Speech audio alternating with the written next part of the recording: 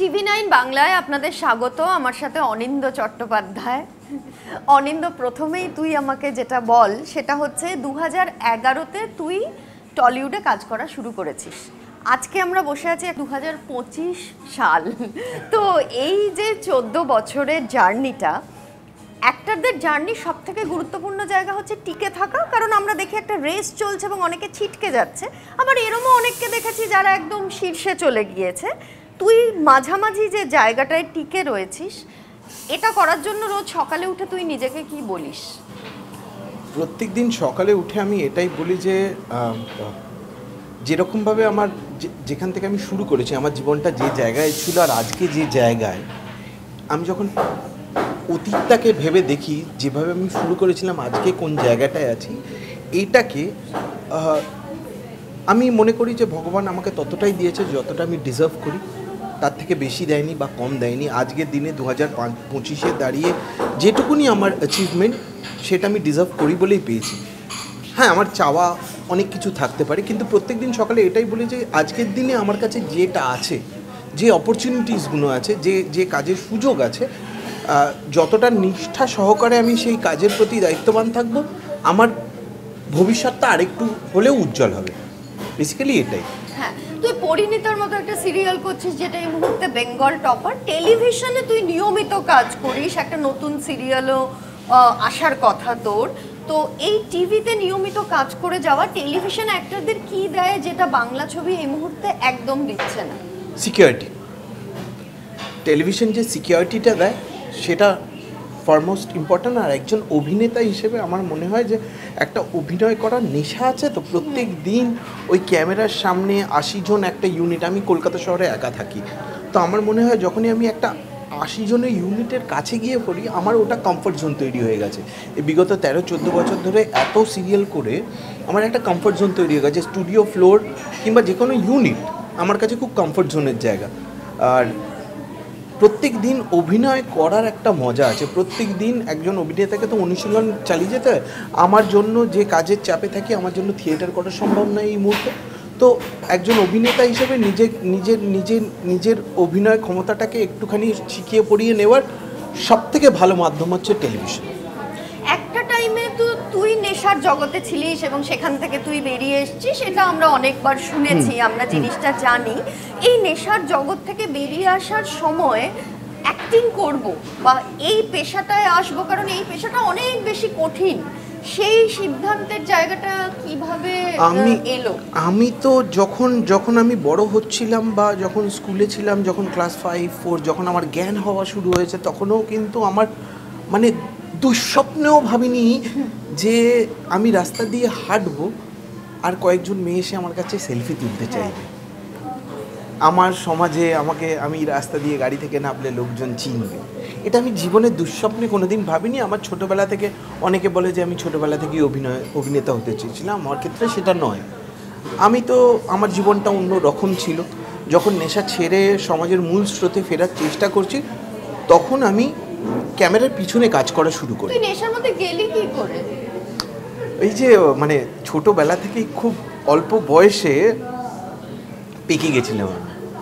তো অল্প বয়সে পাখার মাসুলটা আমাকে খুব কম বয়স থেকে দিতে হয়। 14-15 বছর বয়স থেকে আমার জীবনে যখন নেশা আসে, তারপরে ওই 23 মানে যখন আমার সমসাময়িক বন্ধুবান্ধবরা তাদের কেরিয়ার গড়তে ব্যস্ত, আমি তখন আমার নিজের কেরিয়ার ভাঙতে ব্যস্ত ছিলাম।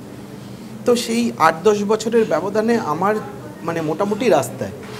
তো সেই জায়গা থেকে আমি তো কোনো দিন স্বপ্নে ভাবিনি যে আমি অভিনেতা হব। নেশা যখন ছেড়ে আস্তে আস্তে সমাজের মূল স্রোতে নিজের একটা জায়গা খোঁজার চেষ্টা করছি যে হ্যাঁ, আমি নেশামুক্ত আছি, আমি সব কিছু পারবো। এবার সেটা ক্ষেত্রে আমি যেহেতু প্রোডাকশন করেছি, লাইন প্রডিউসিং করেছি, অ্যাসিস্ট করেছি, কাস্টিং করেছি, সব কিছু করেছি বলে এই জুতো সেলাই থেকে চণ্ডীপাঠ সিনেমার এটা আমি জানি। মানে আজকের দিনেও আমি মেট্রো করে রাস্তায় পড়ে মানে আমি জোগাড়ু বেসিক্যালি। আমাকে আজকের দিনেও আমি কারোর প্রতি ডিপেন্ডেন্ট এটা আমি বলতে চাই না। আমি পুরোটা স্বাবলম্বী একজন। আমার বাড়িতে কাজের লোক না এলে আমি বাথরুম পরিষ্কার করা থেকে রান্না করা থেকে সব কিছু পারি। আমাকে ডিপেন্ডেন্ট না, আমি সেলফ সাফিসিয়েন্ট। তো এইটা করতে করতে যেটা হয়েছে, আমাকে অনেক কিছু স্ট্রিট স্মার্ট করে দিয়েছে, নেশার জগৎটা আমাকে স্ট্রিট স্মার্ট করে দিয়েছে। এটা আমার মনে হয় যে আমার একটা অ্যাসেট, মানে আমি খুব তাড়াতাড়ি জিনিস রপ্ত করতে পারি। সেই জন্যই কোনোদিন অভিনয়ের প্রশিক্ষণ না থাকা সত্ত্বেও খুব তাড়াতাড়ি আমি টেলিভিশনের অভিনয়টাকে অ্যাডাপ্ট করে নিয়েছিলাম। তার জন্য আমার ডিরেক্টরদের প্রতি আমি কৃতজ্ঞ, যারা যারা আমাকে হাতে ধরে কাজ শিখিয়েছেন, আর আজকের দিনে যাদের সাথে কাজ করছি। তুই যেহেতু সিরিয়াল করার সাথে সাথে সিনেমাও করিস, আর কিল বিল সোসাইটি করেছিস, সৃজিতের ছবি, সৃজিত তোর বন্ধুও হয়, আগেও তুই চতুষ্কোণের মতো ছবি করেছিলি, তো এবারের এক্সপিরিয়েন্সটা কোথায় স্পেশাল? হ্যাঁ, মানে আমি তো জীবনে 12, 13, 14 বছর ধরে সিরিয়াল করতে করতেই সিনেমা করেছি। আমার জীবনের সব বড় বড় সিনেমা, সে চতুষ্কোণ হোক, বেলা শেষে, বেলা শুরু, ইনফ্যাক্ট কিল বিলও আমি সিরিয়াল করতে করতেই করেছি। আমার মনে হয় না এটা কোনোদিন অসুবিধা হয়েছে। আমি দুটো ইউনিটকে খুব ভালো মতো ম্যানেজ করতে পারি। আর সিরিয়াল করতে গেলে যে সিনেমা করতে পারবো না, এই ধারণাটা খুব ভুল।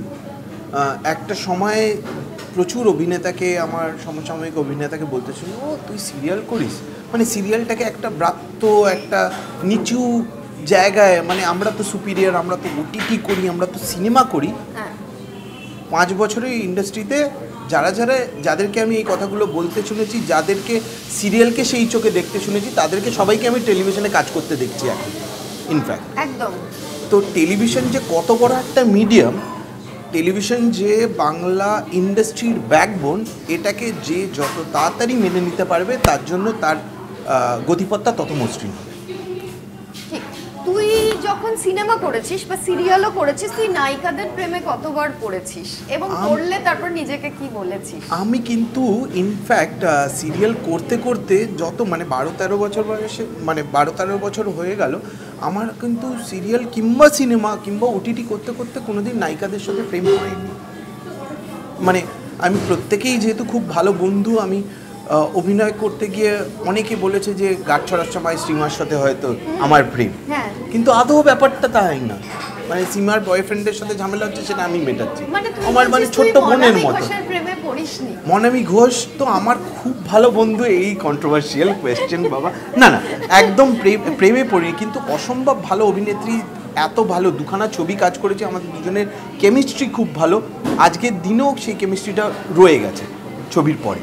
হ্যাঁ, সব নায়িকারাই তোকে খুব পছন্দ করে, অনিন্দ বন্ধু হিসেবে খুব ভালো। হ্যাঁ, আমি এটাই, বহু নায়িকার 2am ফ্রেন্ড, হ্যাঁ, এটার জন্য তোকে অনেকে হিংসে করে। তো তুই এটা বল যে এই সব নায়িকাদের সাথে এই রসায়নটা কিরকম? এই রসায়নটা, যেহেতু তাদের সাথে আমি কোনোদিন ফ্লার্ট করার চেষ্টা করিনি, এইটা হয়তো সেটা, মানে নায়িকাদের সাথে, মানে তারা তো আমাকে 12-14 বছর ধরে দেখছে, আমার শুরুটা দেখেছে আজকের দিনে 14 বছর ধরে। হ্যাঁ, আমি খুব একটা, আমার মনে হয়, আমি বিশ্বাস করি যে 12-14 বছর আগেও আমার কোর ভ্যালু সিস্টেম যেটা ছিল, সেটা আজকের দিনেও বজায় আছে বলেই বন্ধুত্বগুলো, আমার পুরনো বন্ধুরা আমার সঙ্গে রয়েছে, কোনো একটা জায়গায় চেঞ্জ হয়নি। তা আমি চেষ্টা করি যে আমার মাটিতে যেন পাটা থাকে। আর এই বন্ধুত্ব, আমার যেহেতু বাবা মা নেই, বন্ধুবান্ধব মায়ের মতো হয়ে গেছে। আমার রাত্রি 2টোর সময় তারা যেমন আমাকে ফোন করে, আমার কোনো দরকারে আমিও তাদেরকে ফোন করি। তো এই শুধু নায়ক নায়িকা, এরা তো আমার ফ্যামিলি হয়ে গেছে এখন বলতে গেলে। মানে আমি যদি বলতে হয় যে আমার যেহেতু বাবা মা নেই, আমার বন্ধুবান্ধব, আমার টালিগঞ্জের যারা খুব কাছের বন্ধু, তারাই আমার কাছে ফ্যামিলি। আরেকটা জিনিস আমায় বল, সেটা আমরা দেখি যে তোর একটা খুব ইন্টারেস্টিং ফিমেল ফ্যান ফলোয়িং আছে। আমাকে ফোন করেও অনেকে বলে যে তোমার বন্ধু অনিন্দ, আমি ওর সাথে ডেটে যেতে চাই, তুমি একটু ব্যবস্থা করে দাও। এইসব প্রস্তাব যখন তোর কাছে আসে, তুই কিভাবে সামলাস সেটা? আমার কাছে কিন্তু ডিরেক্টলি কেন আসে না সেটাই আমি ভাবি। মানে হ্যাঁ, মেসেজে, ইনস্টাগ্রামের মেসেজে অনেক কিছু আসে, বাট ওই ডেটে যাওয়াটা তো, আমি সারাক্ষণই কফি শপে পড়ে আছি। মানে যদিন আমি শুটিং করছি, তার আমাকে পাওয়া যাবে কোনো না কোনো কফি শপে। বাট ডেটে যাওয়া এই মুহূর্তে নতুন করে, এই বয়সে এসে নতুন করে ডেটে যাওয়ার মনে হয় না আমার কাছে আর এন্থু আছে। তুই যেভাবে তোর কাজের জীবনটা সাজিয়েছিস, সামনের 5 বছরটাকে তুই কিভাবে দেখিস? এইটা খুব ইম্পর্টেন্ট যে একজন অভিনেতা বা একজন টালিগঞ্জে যারা আমরা কাজ করি, এই 5 বছর নেক্সট 5 বছর তাকে দেখতে পাওয়াটা খুব জরুরি। এটা নিয়ে গতকালকেই আমার তোর সাথেই বোধহয় কথা হচ্ছিল যে বাংলা টেলিভিশনের রেটিং কিন্তু পড়েছে, মানে একটা সময় 16, 17, 13, 14, সেখানে আজকে বেঙ্গল টপার হচ্ছে 7। তো এটা তো বুঝতে হবে যে বার্ক এখন ম্যাক্সিমামটা ডিজিটাল নির্ভর হয়ে গেছে। যারা যারা ওটিটিতে সিরিয়ালটাই দেখছে, বাট ওটিটিতে দেখছে। এখন লোকের বাড়িতে কেবল কানেকশন কমে গেছে, এটা মেনে নিতে হবে।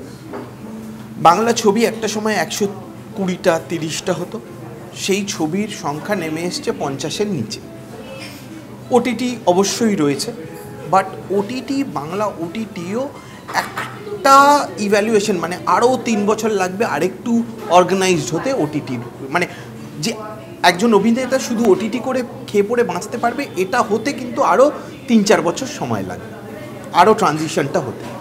ওটিটির ব্যাপ্তিটা এখন সবার হাতে স্মার্টফোনের জন্য চলে এসছে, কিন্তু সিরিয়াল করলে বারাসাতের বাইরে যে আমার পরিচিতিটা, আর আমরা যে ধরনের ছবি করি শহর কেন্দ্রিক আর ইন্ডিপেন্ডেন্ট, সেটা শহরের মধ্যেই সীমাবদ্ধ। সেটা আজকের দিনে কমার্শিয়াল সিনেমার অবস্থা আমরা জানি।